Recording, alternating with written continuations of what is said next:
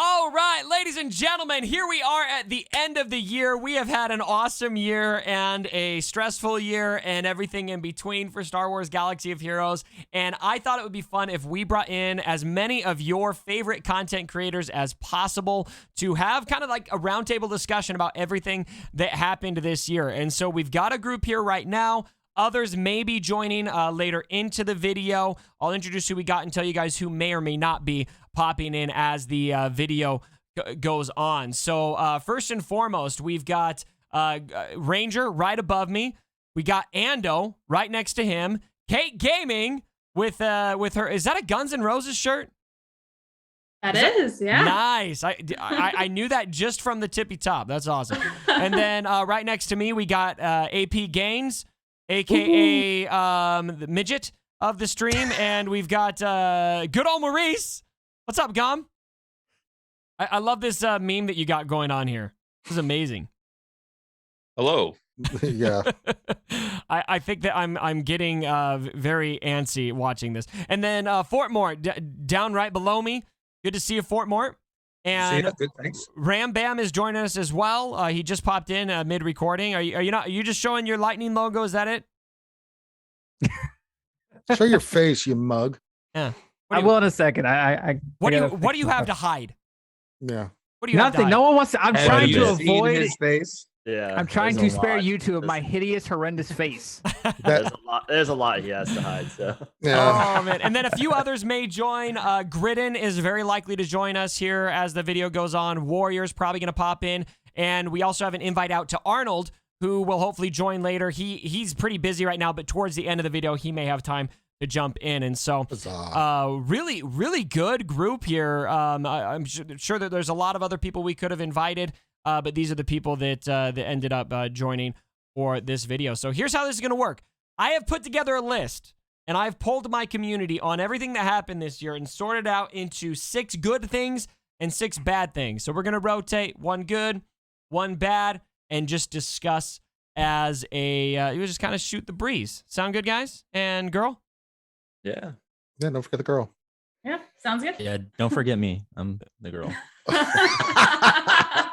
It explains a lot, actually. It really does. It really does. Yeah. So, all right, so let's start with the good. I'm actually going to start with the good and the bad because the first point of good and the first point of bad is actually the same word. Can anybody guess what would be simultaneously good and bad this year? Conquest. Yeah. Conquest. Conquest was simultaneously one of the best things that happened in the game in 2021 and then became one of the worst things. And I think where this comes, and I'd love to hear all the variants and where all of you guys are at, and we'll just kind of do freeform, jump in as you want.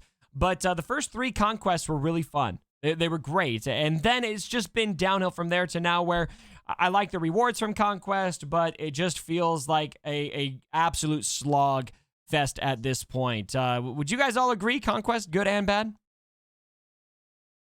Well, the points that you're making, yeah, it was a lot of fun because I had one stream where we were just, when Conquest first started, we were just giggling, right? Because we were just using we were just using Yoda and Vader and just having a good old time. And, the rewards were so fantastic. It was something fun to do. Then the second one, the next 3 was a little bit different, but it was still okay. We were still having fun. And then CG lost their mind. They were like, well, if you want it difficult, let's do this. And I think I'm mainly positive about a lot of stuff that happened in the game this year, really positive. But Conquest to me is a dumpster fire. I can't stand it. I hate it. I agree with you. The rewards are really good. But if I have to kill one more team with bounty hunters, I'm going to go to CG and throw donuts at them. I swear to God. Wow, that's very, very. Well, I can't punch them, so I'll just. Well, yeah. So they get a donut in the face, but then they can eat it. It's delicious. Is that a fat joke? Are you calling them fat? Sure, because of what they made me go through for Conquest. God dang it! If that's a punishment, sign me up all day long. Well, are we all going to throw donuts at CG? Is that how this works? They don't deserve donuts for Conquest. Oh, terrible. Oh, okay, terrible. Mark, tell me what you think. Where are you at in Terrible. Conquest? So I got 3 accounts, as you know, and it's an absolute nightmare. So it's basically hit auto and go whenever energy's there. That's it. I just hit auto and go. I'm over it. Can't stand it. I get the theory crafting part of it. I wish I had time, but it's way too large. Way too large. Yeah. Okay. All right. Who else wants to jump in on this conquest conversation? I've got donuts. Come on, join the group. It was fun until they got deployable. Like once they took out deployable cooling systems, that first conquest was so much fun. I had so much fun getting destroyed by the Phoenix. I thought it was the greatest thing ever. After that, it went all downhill. I think a lot of people are kind of there, Kay. It's the deployable cooling systems was a really significant part of what made Conquest so fun, right? It was broken, don't get me wrong, but it was fun. It made it fun. So I see the argument a lot of times, deployable cooling systems needed to go. And so let's talk about that. Well, let's say we all agree with that. If somebody doesn't agree with that, please give me your dissenting opinion. But they didn't just take away deployable cooling systems. They didn't really put anything else in its place that was maybe fun, but without being broken. I think that's more the problem. It's not necessarily a problem that they got rid of deployable cooling systems, but more so that there just wasn't anything in that direction that replaced it. No, I agree 1,000%. I mean, if you look at just in general, the disc, they've gotten, in my opinion, you're very pigeonholed. You know, these last round of disc. Let's not talk about the disc problems, you know, where it's the same one and they're not the ones you need. And sometimes a lot of people don't get any of them, like or they don't get any purple ones. It's just the RNG is a big problem. And then the ones that are there, it's like, okay, they do dots and stuff. Yeah, it kills stuff, but sometimes you can't use that because you have to knock out some of these feats. So you don't get credit for the kills for them anyway. So I mean, they're just not fun. They're an assist, but it's not something you're like, oh boy, I get to use this, one. I mean, at certain points, it's just I don't know what it is. I mean, there's so many things with Conquest that they should change and fix. I've always said it's either do stamina or do the feats. Both of these conjoined together is what's killing it, because if you're going to make it that many feet and stamina, because the thing is, when I go into Sector 5 and my Rey and Kylo get one-shotted by Phoenix or an Imperial Trooper team with 100% stamina, that really upsets me because I'm using the GL and they're getting destroyed and I don't even take a turn, and let's not talk about what happened to stamina. I want it to be a challenge, but either make it a challenge and make us have to figure out what we want to do against it, get rid of the stamina, or vice versa. But this way they've got it set up, especially with the disc, it's just, it doesn't work. I don't find it fun. I know there's people out there that do. God bless you. If there's something you enjoy, I'm with you. Hey, you got to, it's subjective. You play what you enjoy, but I don't find the feats challenging. I just find them annoying and grindy and just repetitive and just, I mean, Are you admitting that you have a stamina problem? And with Conquest, yes. Outside of that, no. Okay, I haven't heard from Ando, Gum, or AP Gaines on Conquest. Anything you guys want to add to the Conquest conversation? Or Rambam, I don't think you added much either. So any of you guys want to jump in before we move on to the next thing? I never actually do it. I'm gonna be honest with you. It's too boring. I have no incentive. I can't get any of the max crates, so I'm not like in contention for any of the cool characters. So I just say screw it. I do it if I want. I usually don't. Sucks. Lame. Big thumbs down. All right. Wow. Well, I mean, that was a hot Maul and Cat are two of the very best characters in the game. Absolutely. Right. So, and like everyone's just complaining. You might put in 40, 50 hours to get these characters. How many hours? I encourage everyone to go back and think, how many hours did you spend running your Rey team in P1 to get Traya? How many times did you run Princess Zodi in the tank raid to get Kenobi? How many hours did you sit and just wait for a certain zone to open up in a raid? Like, you spent way more time working on these raids than you do in Conquest. And Maul is arguably the most dynamic non-GL character in the game. Like, you're working towards something. And now, especially now, we've got the Grand Arena changes, which I'm sure we'll talk about. Your crystal income is based on your performance, and you get Maul and you get Cat, you get Boba Fett, you get Razor Crest. All of these characters help increase your crystal income. I mean, Conquest sucks. Yeah, it's boring, but so are the raids. Like, everything in this game to achieve these characters that we seek is boring after the first 5 or 6 times. Like, it's not fun. It is time consuming.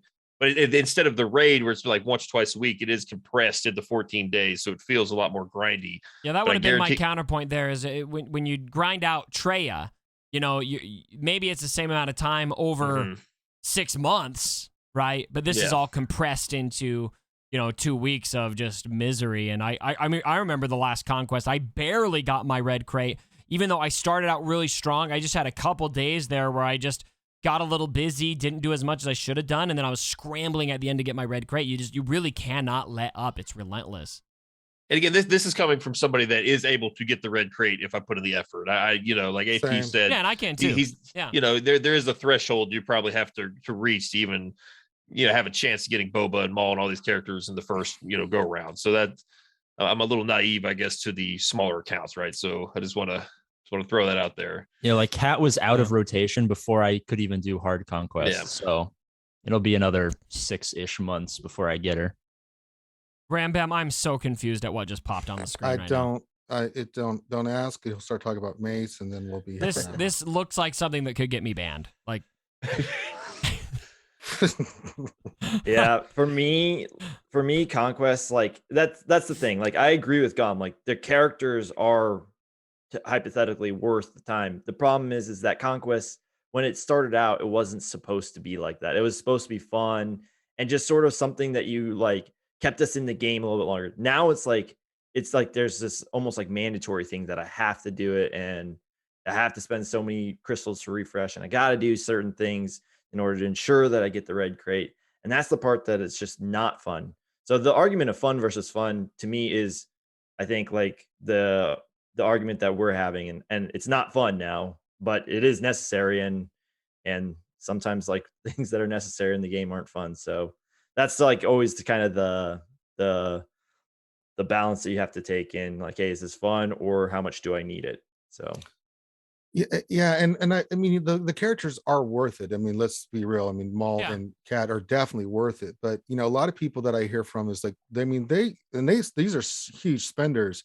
They just literally do not have the time to invest in it. I mean, for however long it takes you to do it you're spending at least a lot of 30 minutes to an hour trying to get conquest done, depending on where your count is, trying to beat these. And that sucks for them. But then on the flip side, there's somebody like me where I kind of see the other side, where I can't afford to max out a character. I can't spend right now to take a character to 7 stars. But getting Kat at 7 stars for my effort in territory battles in conquest felt amazing. To just have a 7-star character at the end of that. And so I don't love a lot of the changes they've made that have made it feel just so miserable, especially since the Maul conquest. But I do like that my effort gets rewarded with, so far, very OP characters that I don't spend a dime on. Yeah, and I think it's how they go about you getting these characters. Although I kind of do spend a dime because I have to refresh crystals. Sure. But not hundreds of dollars, right? No, but I mean, so when it comes to getting these characters, I think if you want to make it challenging and make it where you have to do certain things to get it, I'm totally cool with it. What they're doing right now is just not. I don't mind it being challenging, but it's got to be somewhat engaging and fun, right? Doing the same thing over and over and over again is where you lose me, right? Because you just have to sit there and do this stuff over and over again. And for some people, they just don't literally have the time. I mean, doctors and lawyers and stuff that spend all these crazy amounts of money in this game, they want the characters. They'll do, if they had the time, they would do it, but they don't. And I had one guy who's like, I'm a surgeon. I ain't got time to spend an hour, each day doing conquest. They'll pay someone else to do it, So, I mean, I think if they can balance that out and kind of make it not as grindy, you want to make it a challenge, cool, because these are really good characters. Either that or lower the standard of the characters that are going into conquest. We just had these new marquee characters and they're dynamite, even at 3 stars, 4 stars, gear 11. They work really we're going to well. talk about that. That's definitely showing up. But that's on something this they could do. Yeah. But they've got to make a choice on conquest because, in my opinion, everyone makes good points. I just don't think it's working for the vast majority of players. All right, let's move on from conquest. We've kicked that horse down the road. So coming back to our next good thing in 2021. Now, this is good in my opinion. We may have some dissenting opinions here, but I'm calling out the Grand Arena changes, moving crystals to Grand Arena. One of the best things that CG has ever done, actually, and I think it's one of the best things in 2021 that happened in general. I'm seeing some nods. I want to hear first who disagrees. Nobody? Does everybody really agree? Yeah. I'm on both sides of the fence. Okay. Let's hear from you first, Fortmort. So I've always I enjoyed having long winning streaks, and those are going to be gone now. So that's rough that is part on of my it. pride. on my pride itself. But and I'm still streaking for the most part, but I'm about to hit a wall. So I know I've climbed so fast, so heavy that I know I'm about to hit a 3 GL wall with 1 GL. It's going to be hard. So it's a pride hit, but the crystal income, you start looking in the bank and you're like, hey, the stock's going up, baby. So yeah, I'm feeling pretty good about that. So the hard part for me is just right now with them getting the algorithm set right. It's very frustrating seeing some opponents you have no business going against. But eventually, if you're gonna climb that high, you're gonna see them anyway. So I'm learning to live you with never know who you're gonna like. Because I went up against this last round. I went up against somebody with 5 GLs to my 3. Yeah, and that was the biggest discrepancy I've ever had with GLs. I thought I was gonna get rolled, and I beat the guy like actually pretty confidently. And so it's not necessary. I think that sometimes another part of that too is if you're seeing somebody with that many more GLs than you in this current system, these are probably people who have been losing, right? Yeah. And they are struggling, right? And maybe their mods aren't in the best place, and they haven't really focused on grinding. I know this guy in particular is pretty clear based on his lifetime score that he just didn't focus much on Grand Arena. He had the characters, he looked intimidating, but the roster itself wasn't actually that difficult to dismantle.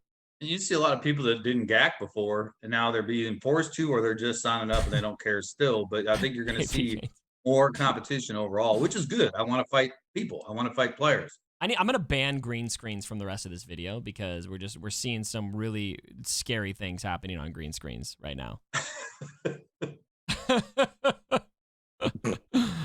Oh man. Okay, let's get some other opinions. Kate, what do you think about the Grand Arena changes?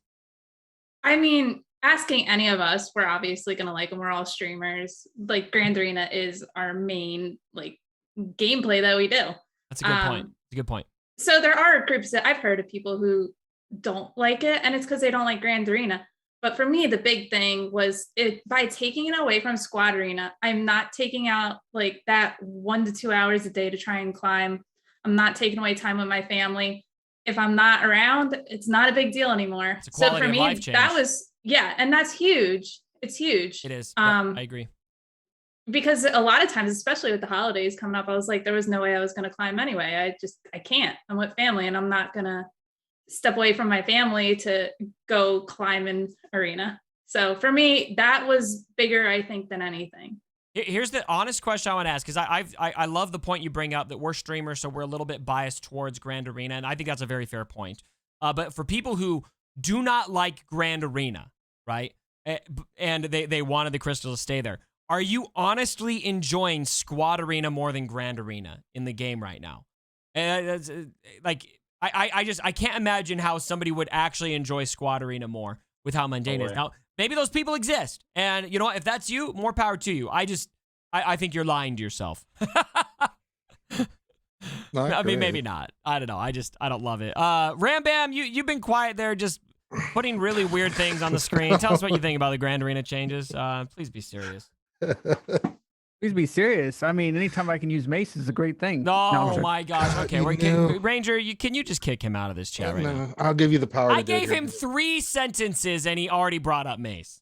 Just find the mute button here. No, but I'm gonna shift into therapist mode and be like, okay, tell me more about how mace damaged your child. Oh my God, Right. AP. God. Anyway, go on. Yeah, with AP's video. Oh my God. No, we all know that I suck at GAC. I'm horrible. I may be worse than Cubs at GAC, and that's, this is pretty bad. That's saying a lot. That's saying a What lot. are you talking about? Cubs is great at GAC. No, I'm horrible at it, but I hate Squad Arena. I hated the climbing. I hated the competitiveness of it and the whaling factor, because obviously I'm a retired crack. And if you guys have seen the prior whale chat videos with Cubs, I'm a retired crack. And so, I've put a considerable amount in here. But if you don't have the newest and greatest, and obviously Rangers see my mods are garbage. Until I can't compete. Whereas GAC, at least winning or losing, I'm getting a steady income of crystals every single day. I'm sitting at like 13K crystals right now, and I haven't done anything. And I haven't bought crystals in I don't know how long. It's an amazing feeling. Yeah, seeing those crystals flow in, I'm definitely kind of in the camp where I'm seeing that impact of crystal income. And I went 4-2 so far with the 6 Grand Arenas we've had under the new format. And so, I've had a couple losses, had several wins, and I'm sitting at $3,000 on my crystals right now. And that's after spending a lot of those crystals. So I love it. And I can't wait for that end of championship crystal bump. Mm-hmm. I will say, though, the matchmaking is horrible right now, but they did address that, saying that the matchmaking is pretty bad right now because it's based off GP. Basically. Yeah, it's right until you start building your skill rating, and then you'll start going against people that are more along your level, and that's just something that sucks to kind of have to get used to. Yep, agreed. Ram, go wash your face. You got dirt all over it. Well, that's really the only negative I see, right, is the actual rollout of this. They should have given us 2 tournaments to set our skill score before they switch the crystal income, because there are tons of people, like you guys, all of you have mentioned, that just unwinnable matches just because it's randomly placed the first couple rounds, so that they should have given us a couple warm-ups, if you will. They do exhibitions for everything else, so I don't know why they didn't do it for this. That's the only negative. I love it, but then again, I love Grand Arena, but I think one of the things they wanted to address was the shard chats, the mafias, if you will. I think that was a big problem to them, and I'm in a shard chat. I'm sure a lot of you guys are too. We all are. Yeah, so I can't speak but I know for a fact that especially European payout time, they had their own private chat, just kicking people back, just keeping them out. Yeah. That's not really. I mean, I was in it, but it's it's not really fair to the minority on the shard chat that are trying to compete. Maybe they don't have the best team, so they need all the crystals they can get. It's just stunting their growth. So I think that was a big reason for the change. I love it. I have no complaints whatsoever about it. Seeing shard chats kind of basically become extinct in terms of how important they were was one of the best things to ever happen to this game. Yeah. It was a problem that existed, and I know that a lot of people wanted them to be addressed earlier, but there really was no way to address them under the current format. There was no way to manage that, and the incentive was there no matter what. And so the only possible way to get rid of the need for shard chats is to remove the crystals from Squad Arena.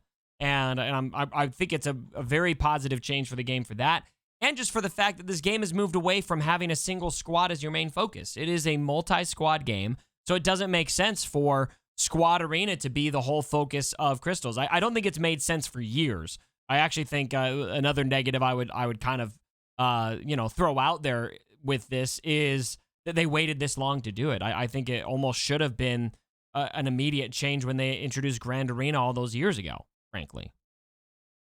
But I just don't think they're ready to pull that plug. They're worried about the pushback or something. I don't know.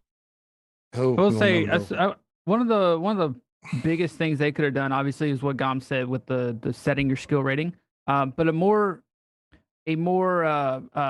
expanse of the skill rating would have been nice as well. Point being, 6.8, 7 mil, something like that was the cap for the skill rating, and so you would have people that were 7 mil facing off against people that were 8 or 9 mil because they had the exact same skill rating. And I mean, we saw plenty of those matchups. So they could have added a little bit more skill ratings at the higher levels to kind of disparage it a little bit more. But so I want to welcome both Bikini Cubs fan Han to the chat and Gridden to the chat. We'll let Gridden speak first. How you doing, Grid? Hey man, I'm doing good. Thanks for having me. As always, it's great to be here alongside so many other awesome content creators as well. So just happy to be here. We're glad you're here. We've been discussing the Grand Arena changes. We already kicked Conquest down the curb. So let's move on from Squad Arena. Well, hold on. Gum is raising his finger. You're actually picking David Hasselhoff's nose. Were you picking his nose or were you raising your hand? Carry on. We're good. Okay. All right. He was just picking David's nose. Okay. So another bad one, and this came from my Discord chat, and I actually agree. And this one hits. This isn't necessarily CG. It kind of is CG, but it's more just individuals. But it might hit us hard because this is our friends we're talking about. But it was hard to see a lot of content creators leave Galaxy of Heroes, which is something that we've seen this year especially. We've seen some leave and some come back. But over the years, we've lost Mobile Gamer. We lost Urs for the second time this year. It's like he died, he got resurrected, and he died again. And several others, including DB. And so I wanted to open that up and see if that was something that was hard for you guys. Of course. I mean, I don't think anybody here is going to say that that's, not hard. I mean, No. I would see that on the GA Center, when I'm doing that with Nev, because we're covering all the content creators in GAC, and then you would see people retiring or they're leaving the game. I mean, what was it, a couple months back? It was like 4 or 5 people left, right? Now 1 or 2 have come back because the GAC changes.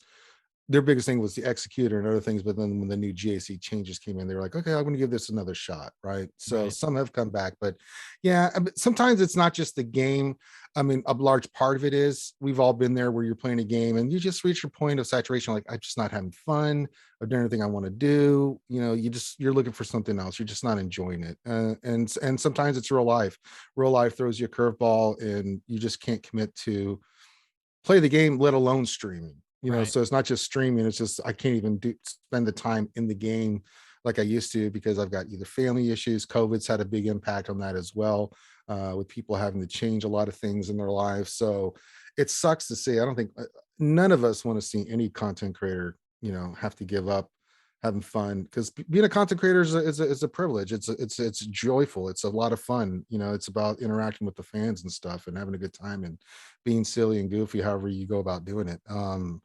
But yeah, it's always tough to see someone just hang it up. But you got to be respected for whatever reason. Either the game's not doing it for them or real life's hitting them, and that's just the way it goes.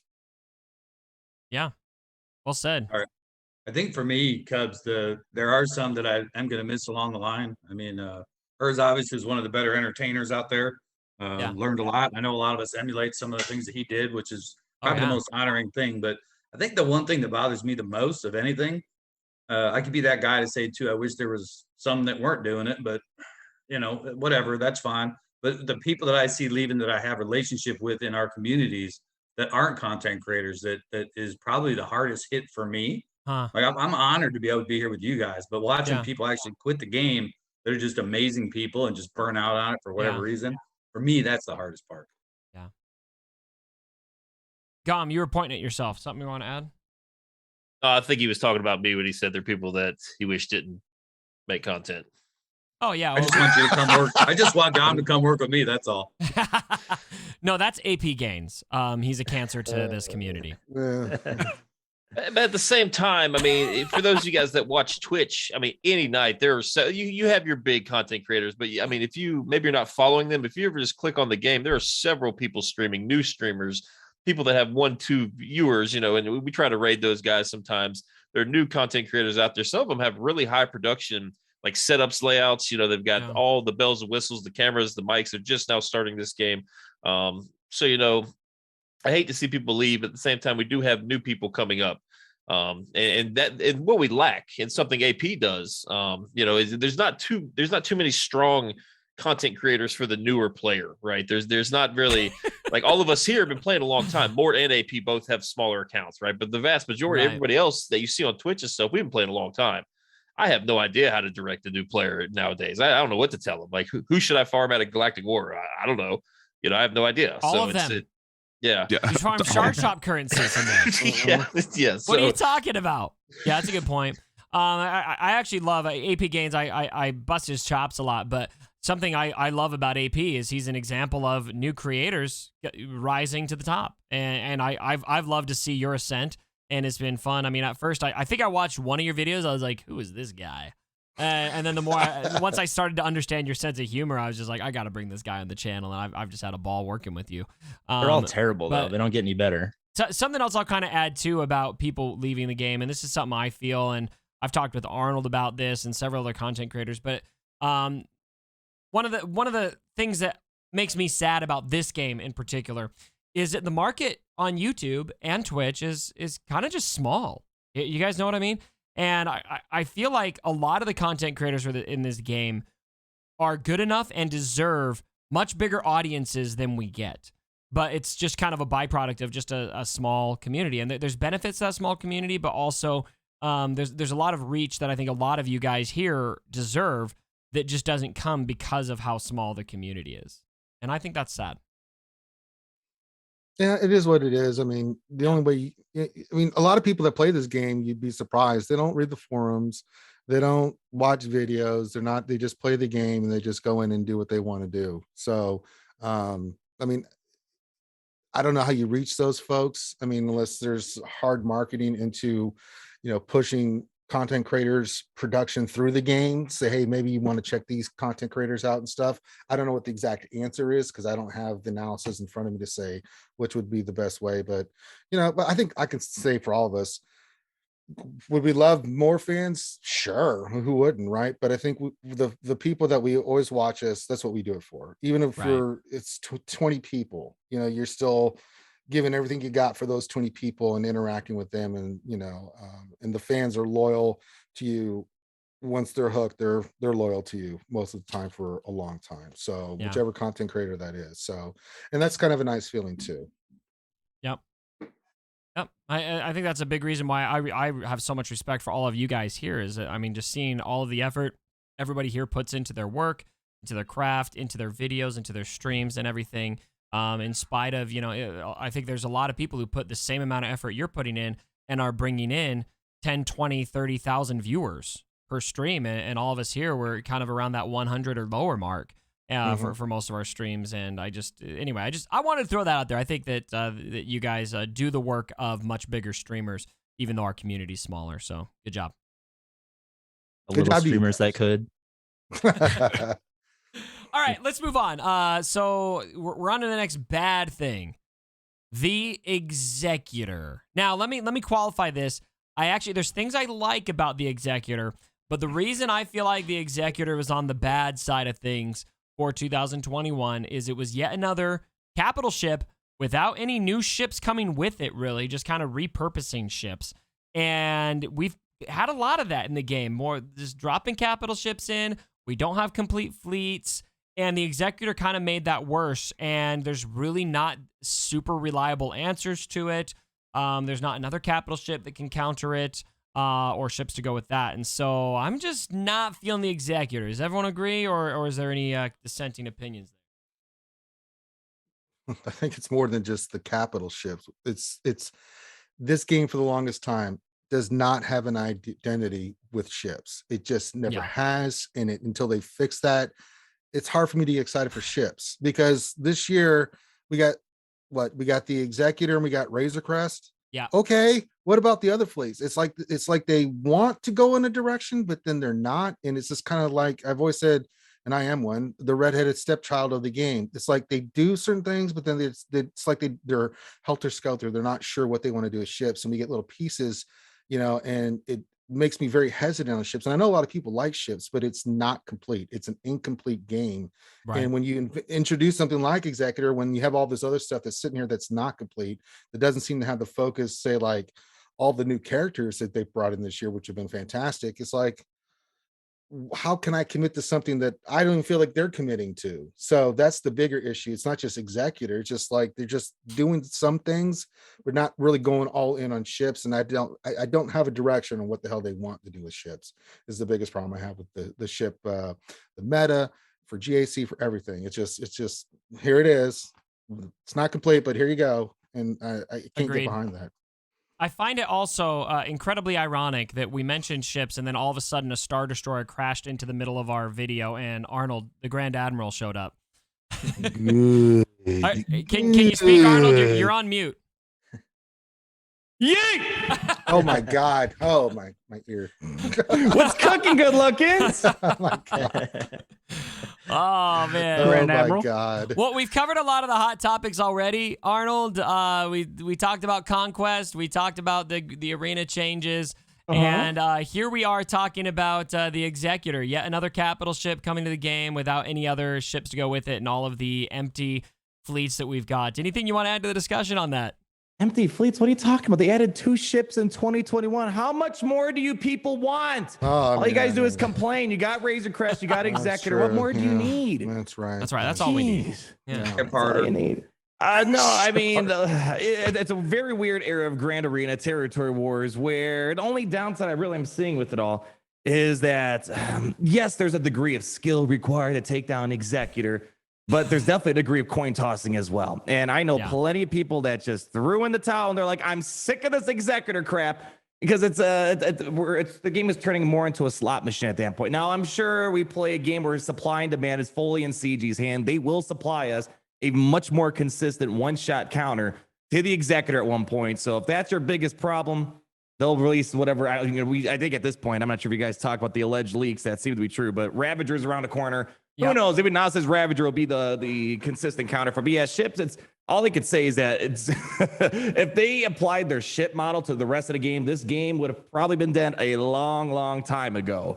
At this point, that's a very good point. And, yes, and Ravager would be another capital ship. Yeah, we don't need more capital ships at this point. We already have way too many capital ships. We need to finish these fleets out.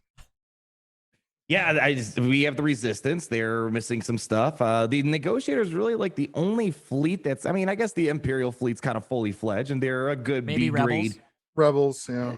Yeah, Rebels. I mean, you kind of got a full fleet of Rebels for the most part. You just never get a chance to get to the bottom of the roster or the bottom of the reinforcements, because after you get to the casting and Rebel Y-Wing, you really don't need more beyond it. If you do, you're in a bad situation at that point. But I mean, but just for sure, like I really feel like Resistance fleet really didn't get enough love. I feel like that ship is just so close to just need 1 or 2 ships, and it's going to be something a bit more competitive. The stuff I've used with it is just funny little malevolence counters. And that's pretty much it. And seeing a Ravager come around the corner, I think we can connect the dots. That's a Sith fleet. What's the Sith fleet going to be? Is it going to be, what is it? The Sith bomber, Sith assassins, a fighter, and then what? It's a scimitar, and that's the full fleet lineup right there. Well, maybe we'll just add droid ships, just because. Yeah. Give us more crewless ships. I mean, here's the thing. It really sucks. I don't know if their position still stands to this day. It really sucks that they don't want to go by the model. Like when ships first came out, there were a ton of fleets or ships available in Galactic War, the fleet stores. I kind of want them to get over that hunch. I think they can both put out a lot of characters and ships at the same time.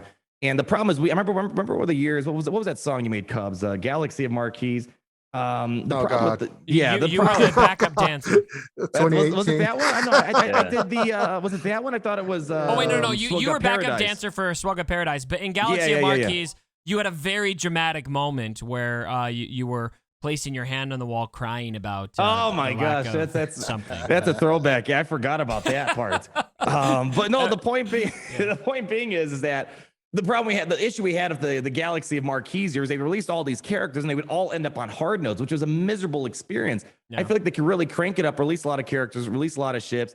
And I know some people hate when I compare it to Marvel Strike Force, but they still to this day, not every single one, but I don't know, maybe half of them end up in a shipment somewhere. So the Squad Arena shipments, and they release a ton of characters inside of Marvel Strike Force. So I think if they really want to up the ante, they could add a ton of ships. And I just don't know what their stance is anymore on. I mean, I don't know if it's changed.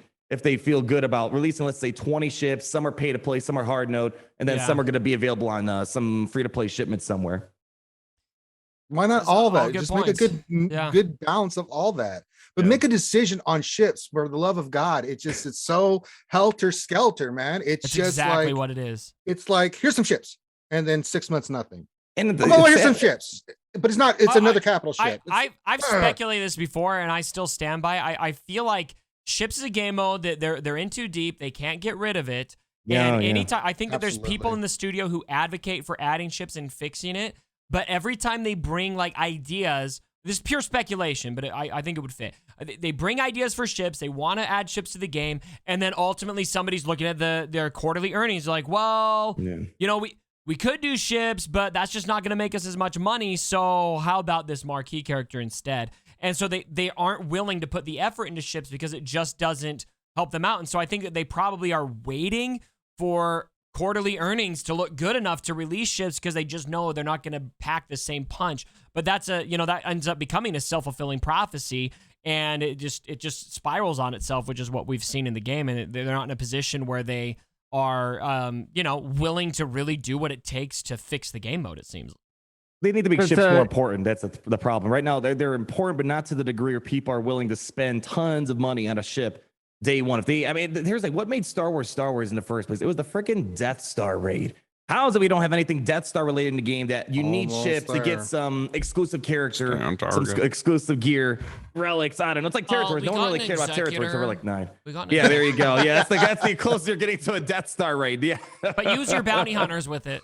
Yeah.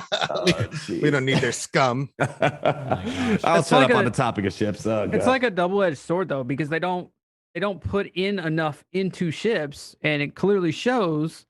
But at the same time, if they were to put in, they would get their money out of it, because it would allow people to want to engage more, because there are those people that actually do enjoy ships, and They're you all just about can't them experience immediate it. gains, man. They're all about that creatine life. I know. Come on, man. Red 5 comes in this game. You know, people are going to go bananas. They're not man. eating Oh, eggs. yeah. They're not eating eggs and bacon to get swole. They're freaking taking creatine and steroids, man.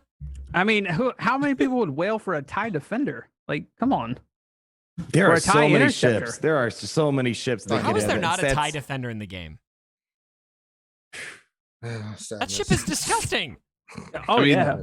Or Red The 5. Resistance bomber, like that was a huge, like controversial thing. Like you where's have the Paige model Tico? for the Yeah. Resistance Where's bomber. Just Paige throw it in there. Tico? Dying on the freaking Resistance bomber. Let's go. Just give me B wings and A wings for God's sakes. Oh I'll be my happy with God. that. You know. Just the most generic, like just we have a TIE bomber. Just do a generic Mhm. first order bomber, Resistance bomber, like Or hard. anything.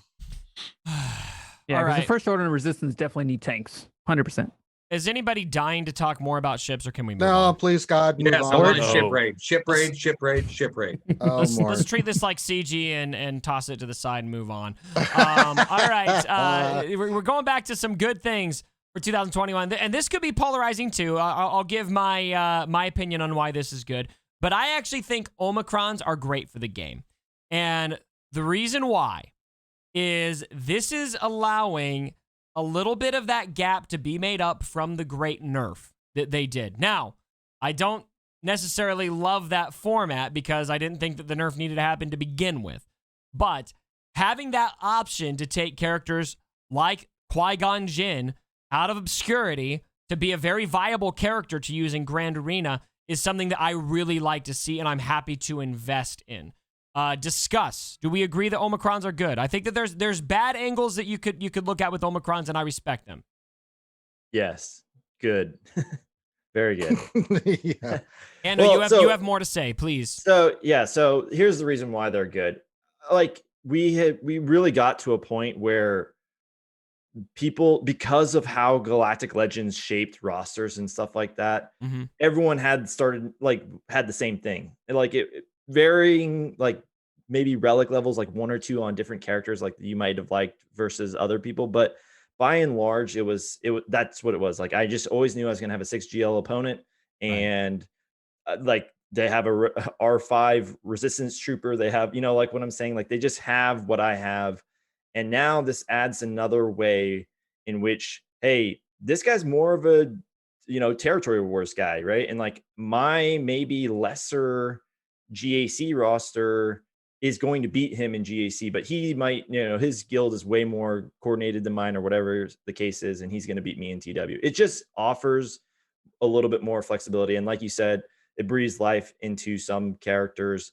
Right. And again, it just again, like separates like, hey, these guys are good for this thing. These like there were back in the raid days, right? Like there were so many team comps that you would have never taken in the P3, what was it called? Churitan bit or the I forgot, Chex Mix or whatever team, Right. to an actual fight. Like yeah. that's not a fight that you would ever have taken a squad into. I forgot about But it Chex was- Mix. Yeah, but it was an absolute requirement back then, and it did what it needed to do. And now you have, Dash Scoundrels doing great things in GAC, but they're not necessarily going to transfer over to TW, although they might still be pretty decent. And so I think that's really good for the game because, again, you can kind of solidify like, hey, what kind of player you are. And just, again, just reiterating what it takes to beat certain teams is fun. It offers some variability. That was well said, Markiplier. Sorry, Ando. How dare you, sir? My goodness. If anyone doesn't know who Markiplier is, we all know who Markiplier is. Come on, man. No. I know you guys know who the YouTuber Markiplier is, but joining us here, we have Markiplier as well. Oh, the double. All he right. sounds a little bit different today, but Yeah, a little it's cognitive, like- even though jitsu action. I got Yeah, it. my voice raised up Oh, a yeah, few yeah, there you go. decibels. yeah, here. your voice is way higher than I'm used to. But. Yeah. God. All right, God. other opinions on Omicrons. I want to give Kate. You haven't spoken for a while. I want to give you a chance to chime in on this if you want to. Yeah, so personally, I like them. another point that I haven't really heard too many people say is a lot of the characters that require the Omicrons, they're characters we needed for GLs that I'm like, why did I level this up? Yeah. So I'm working towards Kenobi. So I just like right before they announced it, I was like, great, gotta level up Qui-Gon. I already put on the Omicron for him. And I like looked at my GAC history from not this past week, the one before, or whenever it was. Yeah. And it ate up some pretty big teams. Like they had like, it was like no joke kind of thing. Like they had to bring like bigger teams than they normally would have. But now I'm not mad about leveling them up anymore because they're going to be useful. And with the new GAC changes, and this is only for that, like obviously you saw the TW and everything else. With the new changes, it's huge. I need these teams like for like I have to set 11 teams. I don't have 11 teams for offense and defense. So it really is a huge help, at least where I'm at in the game. It's huge. So I personally really like them. Anytime there's a rework or I'll call Omicrons maybe like a wink rework, a monetized rework perhaps. I really like when I can take a character that's sitting on my bench and plug them in. So that's kind of what happened with the Vader rework initially, where Vader was getting, kind of some sideline use, and then all of a sudden he was right in the front and center, right? That was just amazing. And then they undid it, which is something we'll talk about. So Qui-Gon Jinn is that for me. I think there's other characters that are that way for other people with Omicrons. And I love the point that you made, Kate, about how it's characters that we had to farm for Galactic Legends, a lot of these characters. And so a lot of us have them farmed just for the Galactic Legend, and now we can actually start using them. AP Gaines and good old Maurice. Actually, AP Gaines and Gridden. We haven't heard from Gridden. Nah, screw Gridden. Okay, Yeah. AP Gaines. Screw that guy. No, I'm just kidding. Go. No, go for it. Oh, Well, you see, look how when they polite first, these guys are. Coast and hear me out here. When they first introduced the concept of Omicrons, I can't wait. they to said hear it's what gonna you're be about to say. it's gonna be characters who are not useful in the game. Yeah. Iconic characters that could need a bump. Yeah. Characters who are Galactic Legend requirements. You got to farm them anyway. Yeah. And I don't know, Rambam. They just cucked you, man. I don't know what to say. You're welcome. Wow. No, I specifically told Crom not to do an Omicron on Mace because I look at Omicrons as a mini rework, which is as they are, because they're never going to touch these characters again. They're never going to touch Qui-Gon again or Zam or anything like that. So give him Omicron as a rework. Mace is too far below that. He needs a full-on rework. No Omicron for him. No, he doesn't. Are you telling me right now that you would not like to have Mace get the Qui-Gon treatment? I would. So obviously I won't turn it down. Any love to Mace is great love. But you literally did turn it down preemptively. You preemptively turned it down. I don't want him to get just a regular Omicron. I feel like that's just a band-aid for his ultimate problem. What is he's the just a ultimate terrible problem? character. Yeah, He's largely unusable for most of the player base. No. The ultimate Yeah, problem like is just he's unusable. fundamentally a bad character. And in the Star Wars universe. In the he's Star just Wars terrible. universe, he's No, fundamentally he's a a bad great character. character. What are you talking about? I mean, he point blank told Ahsoka she's a citizen. If he's so good, then why did he single-handedly cause Order 66? I got a point. He didn't. He went there to arrest him. If he just would have put my boy Anakin on the council, Anakin this didn't crap deserve to would've be on the happened. council. Anakin Okay, didn't wait, deserve to be on the council. oh my gosh, this guy. Can somebody get him out of here? Can we get some security in there? Okay. The Gridden. You brought up Mace, man. I mean, Hey, you got a point. Gridden, your I turn. blame AP. He brought up Mace. Gridden's turn. I love the Omicrons. I think they're really fun. I think it's a nice way to be able to, just like Ando was saying, you can kind of tailor your roster how you'd like. You can try and take care of or use like these sort of the surprise mechanic, so to speak, of I don't know what this Omicron nice little does. Touch there, surprise mechanics. Yeah, surprise mechanics. Where maybe we're not sure what Omicrons do at the moment for this character, and you can throw it out there and just sort of see what happens. You can play around with it. You can wait until the dust sort of settles and then place like the best Omicron on somebody. I like that there's a lot of flexibility based off of where you're at with your roster to take advantage of these Omicrons. So I think they're awesome. I think it's been really fun playing around with them. And I think we can all agree that we would love to see more ways to use Omicrons, not just in the game modes that they're intended for. I don't know if you guys saw this yet. I'm going to pop this kind of at the top of the screen, cover a few of you up. But DojaFit actually commented on this specifically. They asked if they would be willing to put Omicron abilities in Arena, and it doesn't sound like they were going to plan on opening Arena like that. But he says they have indicated a potential for Omicron abilities to be showcased / used in other areas, so players can interact more with them. And so something may be coming for that. I don't really understand. I'm confused at why Arena wouldn't be kind of the prime spot for that, because it's just so trivial now. There's a lot of head scratching things with Squad Arena right now, like why we still require crystals to refresh and why not open Omicrons up there. But it does sound like the devs have it on their radar to give us more availability for testing out those Omicron abilities.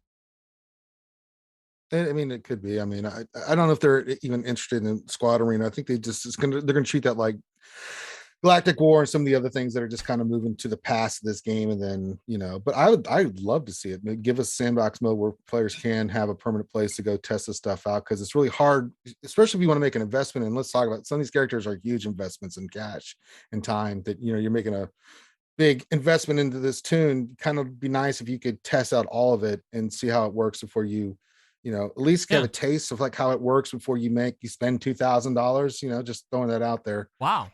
What an idea. I don't know if any of you guys noticed, but you don't have to red box the Galactic Challenge to get Omicrons either. You can get it with, I think, the third to last box. Oh, interesting. You don't need to max it out. Third box. Yep. Third box. That's nice. That's nice. You get 2 Omicrons. Which is good for younger crowds. Also, quick little sidetrack. I'm seeing here AP Gaines is displaying a Christmas present that Arnold opened. Well, look at that. Hey. That was the greatest gift AP's ever given me. That was a great unboxing day. Oh, no.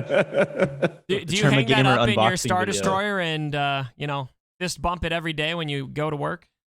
I mean, I can't tell you what I do, but I do passionately kiss that picture in very select places. Wow, somebody acting clip like that shit. Eminem from the interview here. Yeah, that's respect. Oh man, that is hilarious. Okay, let's move on here. Now we're gonna get to another positive here for 2021, and this is gonna be fun. I'm really excited to see what Arnold has to say about this. But I do view increased dev communication as a positive to this game. However, obviously, Arnold might feel a little different because they still won't talk to him. I don't know what if you want to spearhead that, but I think everyone here can agree. We'd like to see him talking to all of us. I mean, really, at the end of the day, the picture of Galaxy Heroes is much bigger than myself. I'm on my own private little island. If they want to come hang out with me, my door is always open, but I'm not going to sit there and hope that the door is going to be knocked on. I'm going to keep doing my thing, but just looking beyond myself, I think it's better than goodness.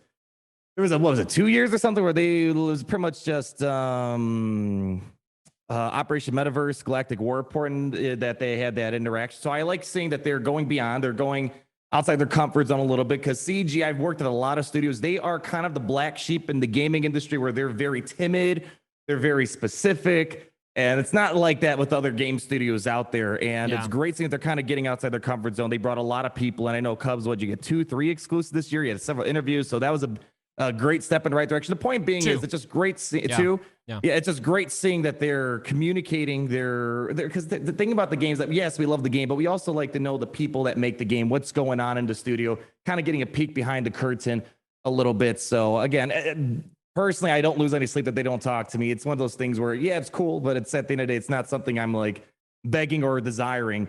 So it's one of those where I hope they continue to work with other people. Like I know AP Gaines has worked with them. I don't think they've worked with It's Just Ian. I don't think Playbook had any interaction with them. So I hope they keep this ball rolling with working with other people out there. I am a huge proponent of them expanding that influence. I would never want to hoard that to a small group, and I think everyone here in this chat is worthy of that. It's just a matter of, we can't really decide what they're going to do themselves, but it is good to see things like the devs versus community GAC, which next time I've told them I want them to do that again, and I don't want to be invited next time. I want it to be an entirely new group of creators who get a chance to engage in that. So anyway, anyone else have anything they want to add on the dev communication? I will say, I mean, we've got a few interviews right on Operation Bitter. It's been great. I love working with them, but I will say, I'll give a shout. This isn't like shilling or anything, but I'll give a shout out to Crumb because they released that Nerf post, right? The D-Day for Star Wars. Everybody was having tantrums, throwing fits. Everyone was upset about all these nerfs. And Crumb just came on the Gambit podcast live. It's the only live interview I think they've ever done, and just took it. Like he just took it all. Like the chat was going nuts. Zareth and Solo were asking him questions. He just sat there and just absorbed all the negativity and just sat there and smiled and tried to do the best he could to calm the storm. I had a lot of respect for Crumb that day. That was pretty ballsy because they're pissed off people in the community after that post, right? That Vader doesn't work anymore. Sorry, GLs win everything sort of post that they made a few months ago. So that was cool to see them just actually, not hiding when something didn't go well, so that was pretty cool to see. Yeah, I had Crumb on too, and we actually talked about a little bit in the background of the testing program and how that's just some tidbits about that. He came on and discussed that, and I'm with you guys. I mean, yeah, we've had a couple exclusives on my channel, but I'd love to see more people get it. I'm like you, Cubs. I don't want to do Speed GAC again because I want to give other people opportunity. I'd love. I do want to do it again, but after everyone else has that turn. Everybody gets a chance, right? Everybody deserves a chance. I think the more people that they talk to. Yeah, the more people they talk to, I think it's just better. I think Arnold's point is valid.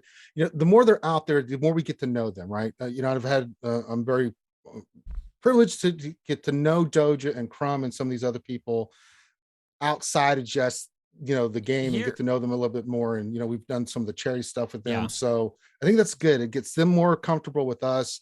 We're more comfortable with them, and just being able to have that communication because we all know we were all here during the dark days. Where we didn't have anything, we were just, they would put something out and then I'd drop 20 F-bombs, like what the hell is going on, because we had nothing from them. Just here's a post, deal with it, but now, it's starting to change a little bit. And I agree. Get Ian, get Playbook, get everybody.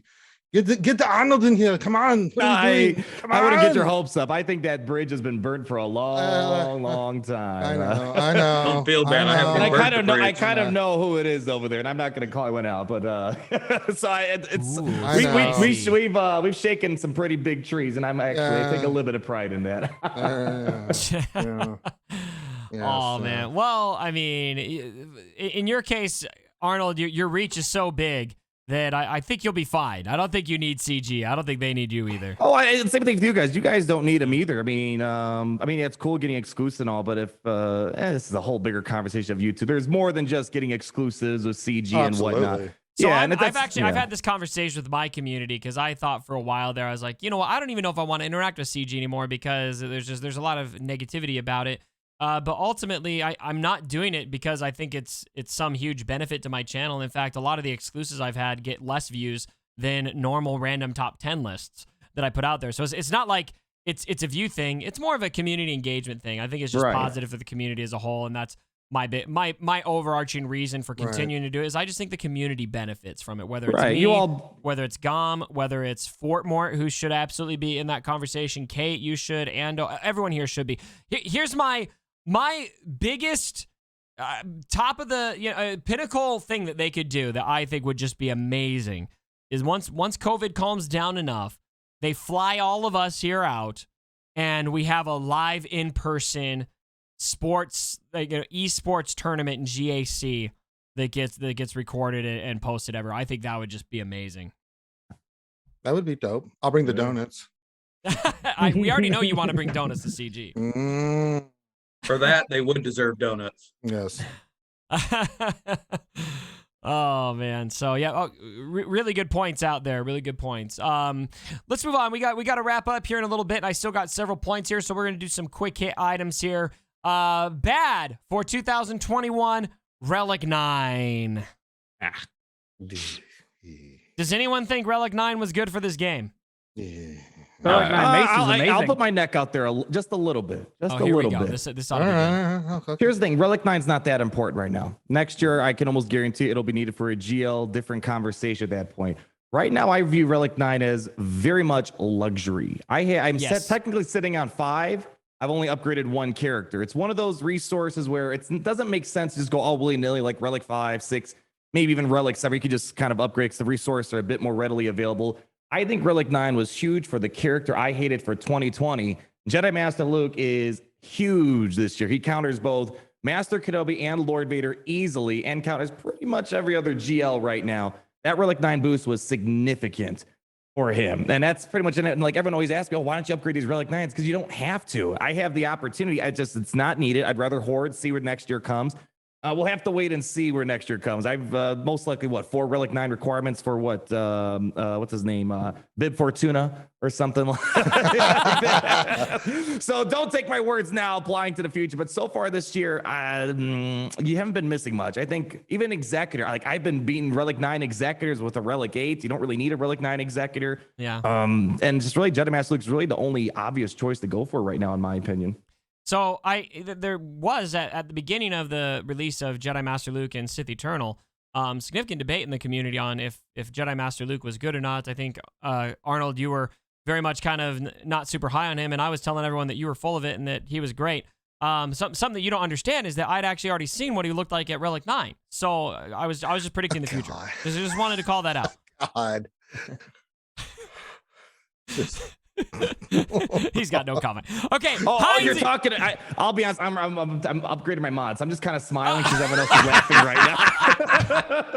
I'm doing the same thing over here. Say it again if it was and just move on. You're not the first person to tune me out when I'm speaking out of my ass. I got 1 hour to lock in my mods. So. Oh, you were talking, Cubs. Oh, I'm sorry. I was ignoring you. Oh, my bad. Heinzie showed up. You're here right at the end, Heinzie. We're about to wrap up, but say hello to everyone. I do apologize, guys. Hello. I think it's good afternoon, isn't it, in the US? Am I right? Is it afternoon right now? I'm glad you were able to make it at all. We're recording everyone. this. I mean, it's got to be pretty early for you. How early is it over there?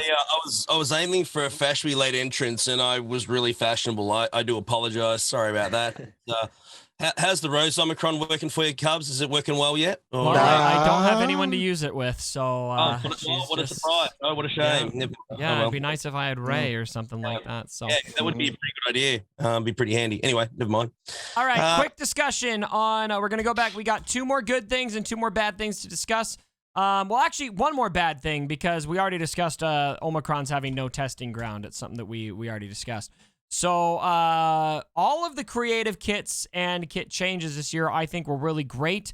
I think a trend I've seen in this game, not just this year, but especially this year, is that a lot of the kit design for new characters has ended up being, not everything, but a lot of it has been really creative. There's been a lot of really exciting interactions. And I think this latest batch of marquee characters, especially having, Mara Jade being a character where you don't even have to use her at max gear, max stars to get benefit out of her. In fact, my ass got completely destroyed by a Mara Jade Palpatine team because I didn't really fully understand her kit yet.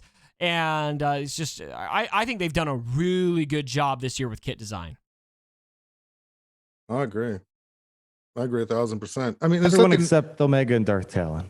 They did too good. They got to nerf a couple of guys now. Yeah, well, Omega is definitely an exception to that because, but she's a single target damage dealer, Arnold. High damage. High single target damage. Yeah, right. You guys are crazy. Yeah, here's the thing with Omega. You can make fun of her kit, but she absolutely makes Bad Batch better. Like there's not even the Bad Batch. Yeah.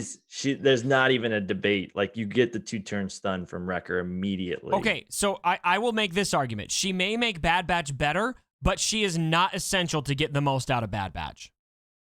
Absolutely she is. I would disagree with that. What can Bad Batch do with Omega that they can't do without her? They cannot. You're talking 400,000 or 500,000 damage over the course of a battle with Omega if you mod it right. Every turn. What team 40K. Can Bad Batch beat with Omega that they can't beat without Omega? Darth Revan, Qui-Gon Jinn. You can be Darth Revan Shock T inside of a Bad Batch lineup. What are you talking about over there? I do it all the time. Hey man, I'm trying to pimp Omega. Trying to pimp Omega. Shock T is good in other places too. Like so. Okay, throw in Barriss, Captain Rex. I don't know. You don't need Omega to make it happen. That's exactly my point. Is Omega might be good, but you don't. Heck, I've seen Commander Cody do something. Right, Yeah. but she completes that team, and the mechanics I'll within the give team that- work yeah, I'll give way that better benefit. when she's, because everyone starts off with more speed or furious or whatever, and you get the 2-turn stun. The failing part that I experienced this last GAC was I tried to use Moff Gideon in with Bad Batch so I could reset the turn meter because I wasn't fast enough to beat this ridiculously fast Omega Qui-Gon Jinn, but I lost my 2-turn stun, and Anakin basically AoE'd my face off because he wasn't stunned. Right? Like I missed my stun with tech, and he was just like, all right, cool. Like, now I'm gonna kill you. Did you swap over the Wrecker of Hunter and then have Hunter do the stun from the Hunter grants? Ooh. No, because my Wrecker is third in the movement. Well, that's gotta remod, bro. Come on, man. It's all about mods. Here we go. Like I yeah. said, you don't have to with Omega in here. So I I've actually think seen Omega's Four-Man nice to Qui-Gon have. lately. I think Yeah. I saw somebody in the chat say Omega's a luxury character. Yeah. That's how I would say it. I I think would she's agree with I think that. she's ideal, but you can get away very easily without Omega. Yeah, I think if you got her, certainly she definitely adds benefit because you're going to use her in a Bad Batch team. I don't think Absolutely. she's essential. If you've got her available, who else are you going to put with that team? Really? I mean, it does work, but I think she's very much like a few other characters in Star Wars. Generally, they're a bit maligned, and I think that she's probably a bit maligned generally. And because of that also extends to her character in the game too. Rose is another example. She's not bad. She's just not loved by a lot of people, and that probably doesn't help things either. But yeah, look, I think that the Bad Batch work really well without her. I think that if you've got her, well, that's a bonus, but I don't think she's 100% essential. I got a feeling she'll be needed one day. If there's a Bad Batch season 2, I'm pretty sure they'll work her in some. I think if she was needed for a legendary, I think we would have a different opinion on her. But right now, if she's not necessary for the team, she's not necessary for a legendary event, and other plug and play characters work perfectly fine in that fit slot. And with the amount of Kairos needed for it, it's just you're not getting a lot of return on your investment if you're a free to play or someone with limited time and resources. Yeah, there's good points to both sides of it. So yeah, But other than Omega and Darth Talon, there's been some great kits that have hit the game this year, and I think that they really have done some exciting things with a lot of these characters, and so I like the way they're trending with character kit releases. Can I say I'm not gonna knock on Lord Vader for today. It's a whole other can of worms, but I think we can agree that I think they went backwards in terms of animations for Lord Vader and Kenobi.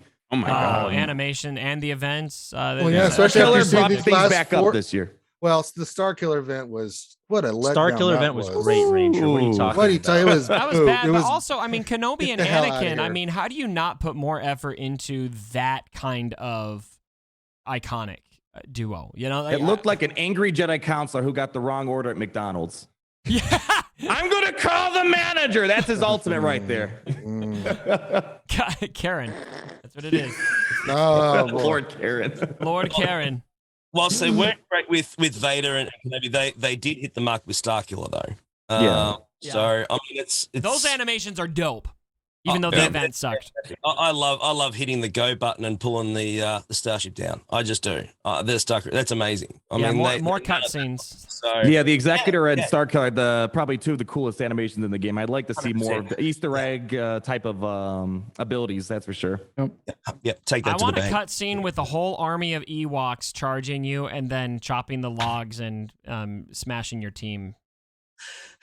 Oh man, that'd be cool. Yeah. That's all I want. I don't know where that I came like from. It just felt right. Okay, we got Ewok two more gliders in things to throw Awful. out there. I'm gonna throw out one more good thing, one more bad thing, because we are at time. Got to wrap up here. One good thing, one bad thing. Good. Finally addressing the gear crunch, which I think is, debatable Allegedly. on how much they hit that, but they did do some things, which I think is better than nothing. And then bad, the great nerf of 2021. I just have nothing positive to say about the characters they decided to nerf and the way they did that.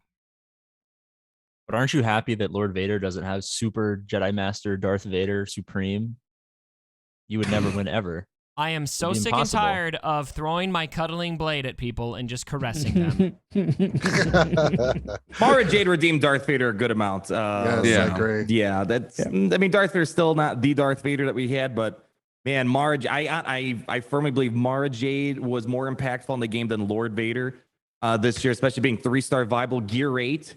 Just absolutely walking over. It's not stuff. I'm bringing Vader and Palpatine back into the limelight a little bit. Yeah. So it's not to say it's a perfect Band-Aid, but it did ease the blow a little bit more just a few months later. You know, it's like they knocked you out, and then they gave you an ice pack a couple months later because they felt a little bad about what they did.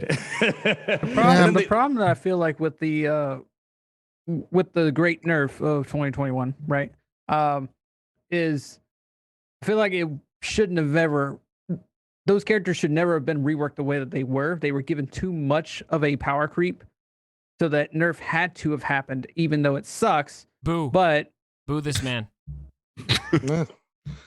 But I mean, yeah, to AP Gain's point, right, is if we had the same Vaders we had months ago, you would never beat Lord Vader with all those debuffs. That Culling Blade would be Killing Blade instead of Cuddling Blade. So, what's wrong with that? It's Vader. It's freaking Vader, bruh. It just, I don't know. JKL got a huge buff. So did Gas. I mean, Gas teams are better because of it. JKL teams are better because of it. So, I mean, Vader really only got a hard hitting nerf, and then Wat Tambor got nothing. Wat got a huge nerf. That damage tech is no longer a damage tech. It's Terminator tech. Terminator tech. Yeah. Which everybody's immune to Terminator, maneuverability now, so it doesn't matter. I think the most important point is that there were no changes made to Mace, so everything's good in the world. Yeah, and I will Here we go continue. again. Heinzie, we've already been over you this, have my man. word. I will do everything I can to make Come sure on, that does bro. not happen.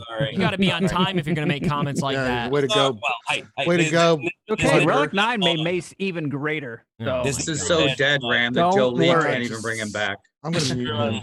everyone's favorite meat shield. Sorry, mate. Just had to say it. Sorry, my bad. I'm going to disagree on them going too far with Vader the first time, though, because I think that was one of the best things that I ever saw happen in this game. The community morale was amazing around that Vader rework, and maybe it caused balance issues for them, but I'm going to focus on the anecdotal experience I have, which is all positive with the Vader rework. So, well, the Vader rework was amazing. It was just they went too high and too far with it, and it was perfect.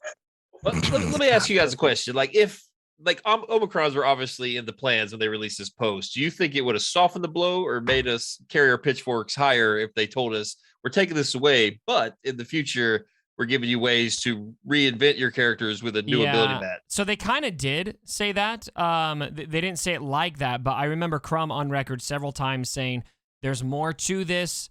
There's something else that's coming that will have this make more sense. But yeah, I think if he could have provided more information and said, yeah, we're doing a nerf, but we're also going to release a new ability that's going to, kind of change things up. I think it might have, I don't think it would have made us not upset, because anytime you nerf a beloved character, there's going to be outrage. I don't think there's any way to mitigate that completely, but it might have given us a little more context to what they're doing, because clearly this is related.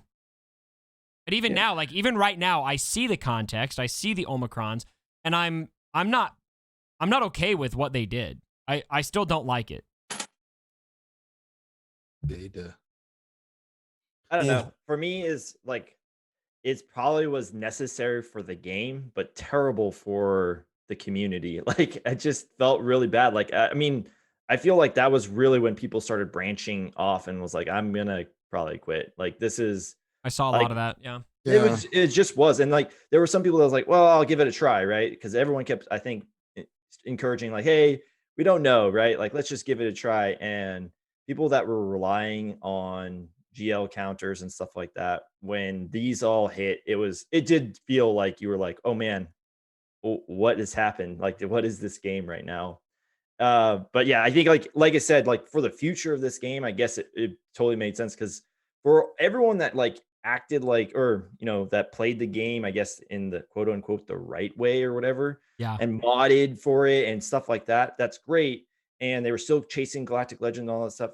But at the same time, there was also a ton of people that are exploiting GAC matches where they were just beating Galactic Legends with 3 Gear 12s and 1 R7. And I think there just has to be a balance, right? Because they have to balance that to where a character that they're requiring a ton of relics, 14 characters to relic, probably shouldn't get beat by a guy at Gear 12 and then his little posse. So I guess I get that part, but at the same time, yeah, it was just really bad timing. I feel like there was just a lot that happened at a very short period of time, and people just were kind of fed up with it, and it's very unfortunate. It certainly hit a lot of the theory crafters in the community. Oh, really gosh. coming up different combinations. Well, especially because they hit a lot of those theory crafting hot characters like Wat Tambor.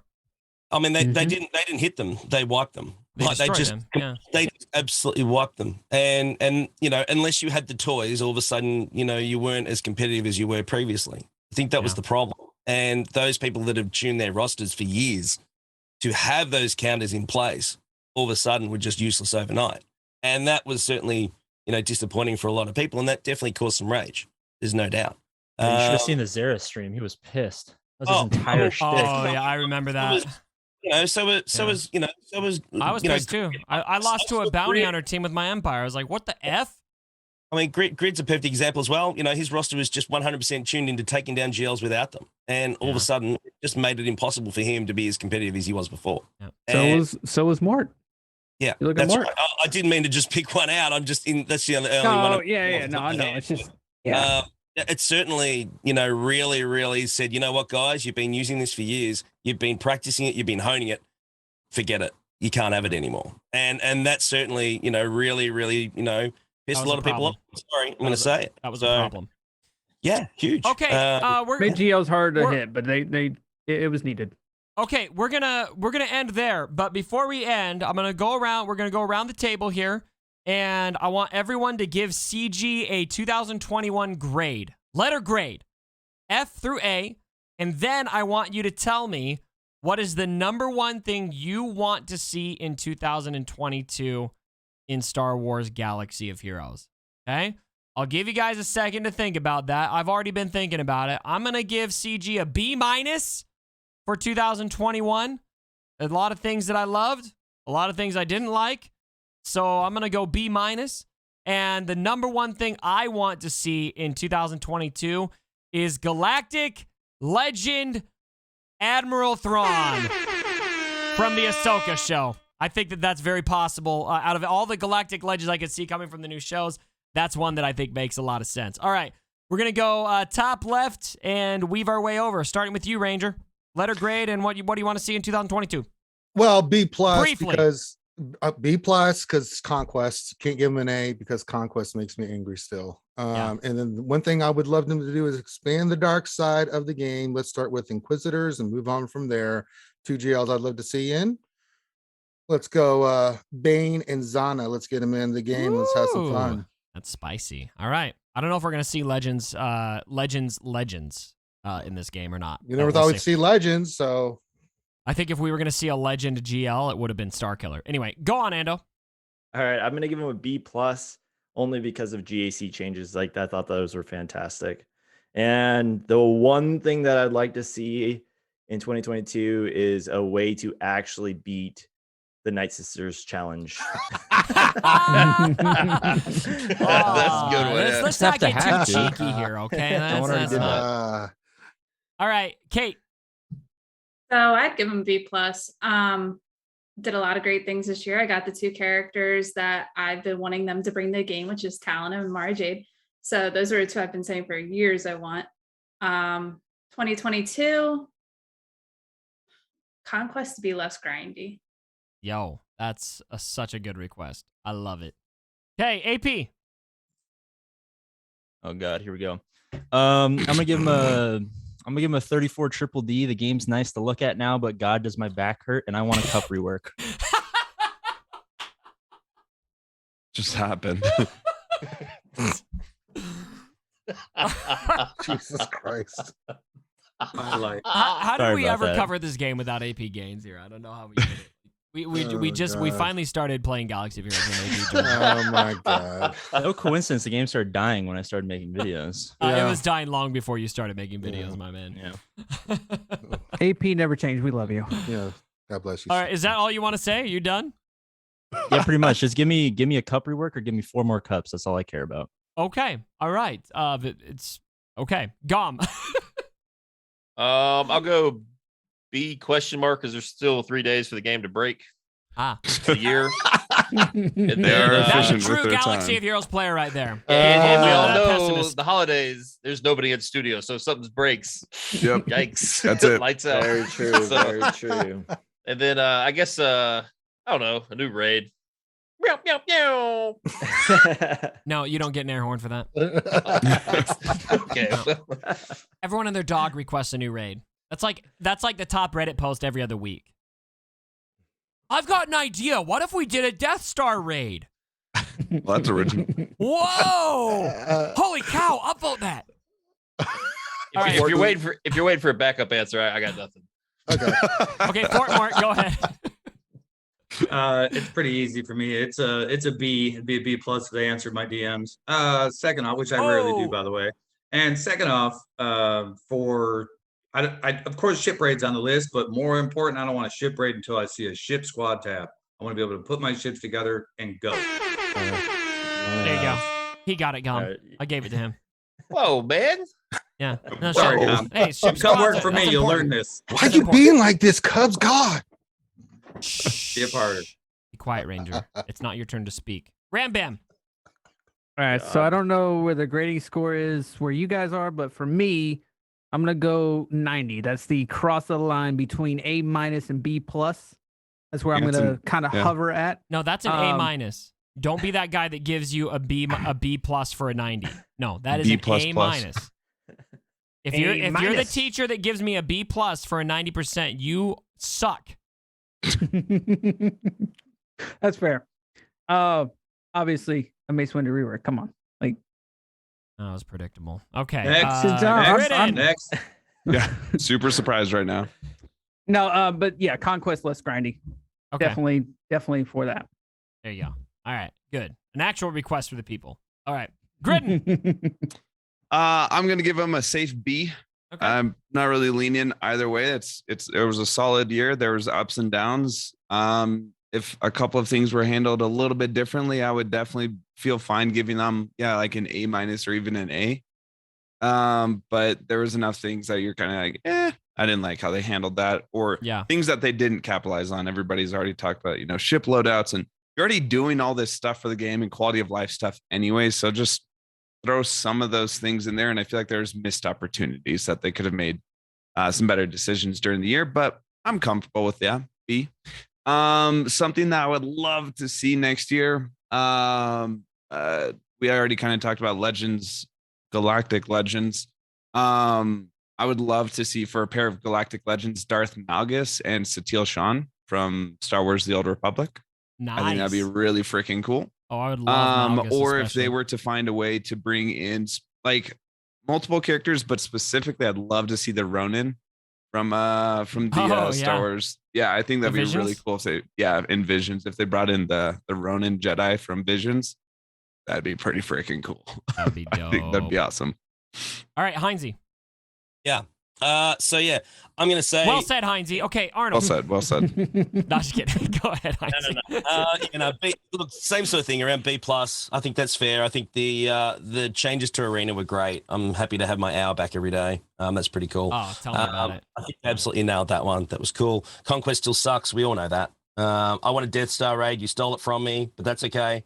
I've been saying that for years. Everyone upvote his Reddit post. No, but how have we not seriously got a Death Star raid after all these years? I mean, it is a Death good Star's question. game, right? I don't know how they haven't done that. That's like the don't even most have slam enough dunk ships. content they could possibly do. Come on, man. What? Even They just a don't even have personal enough raid. ships. Even just a personal raid would work for me. It doesn't need to be a guild raid. Even just a personal one, that would be cool. Amen. And then as far as what I want coming to the game, I definitely want an Omicron on my piggy. That'd be great. And I still want Mace to suck just for Ram Bam all year. That'd be great too. Absolutely. I want a Mace nerf. That's what I want. He's making worse. Yeah, if make that's him possible. worse than he is right now. Make Well, him all worse they have than to do Cup. for that is just try to give him a rework, because every rework they give him makes him worse. So I mean, leave it. Just there's leave that. There you go. Just All right. You can accomplish 2 goals with 1 there. You can give me a rework and make him worse. Last but certainly not least, we'd love to hear from our dear leader, the Grand Admiral. What do you think the grade is, and what should 2022 bring that would make that would just really fire up your Star Destroyer? Oh man, I think at best this year was mediocre compared to some other years. C+ is probably the best I would get. Maybe if you catch me on a good day, Gary's being good in the job. B- at the very, very best.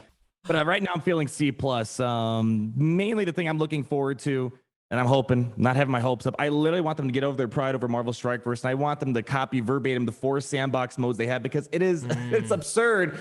People spend hundreds, possibly thousands of dollars on a group of characters. And they're like, thanks for the money. Wait for your 3 times a week to use them in Grand Arena and stop complaining. And mostly the biggest thing of it all is that, especially seeing how other games work, it's a shame that you can't just hang out, play with your friends, host private little tournaments at a party over the weekend or something. It's not even just from a content creator standpoint. I get emails on the weekly from even just kids saying, hey, is there a way that I can play against my friend, kind of like chess? And I always hate to say, no, there's no way as of now. Multi-billion-dollar game, thousands of dollars a character, and sorry, can't play the game. See you in a couple days. I don't know. Hey, that's the thing I hate the most. Love it. I think that's a great request, and I love ending on that note. So CG, if you do if there's, out of everything we suggested, if there's one thing we could do, that would be, if I could have one thing, that's probably what I would add to the game right away, that I just think would make the game so much better. So, but everything that you guys suggested was great. So kind of an average grade we're giving CG as a collective group here. I think confidently is a B, is kind of where we're at. Some people were higher B, some people were lower B, and even C+, but I think we kind of average there, which I think by and large for this game, not too shabby. So good job, CG. Not perfect job, and we still got some complaints and grievances to give to you guys, and you've heard them all here. Hopefully we have a great 2022. This is really great chat. I want to thank everyone for joining me as well, everyone who took time out of their day to be here. All of you guys, really appreciate all the content that you guys make for this game. I think everyone can agree here and in the chat and everyone watching this video that you guys are what makes this game so fun. So thanks everyone for all you do. Thank you. Thank you. Thanks for having us.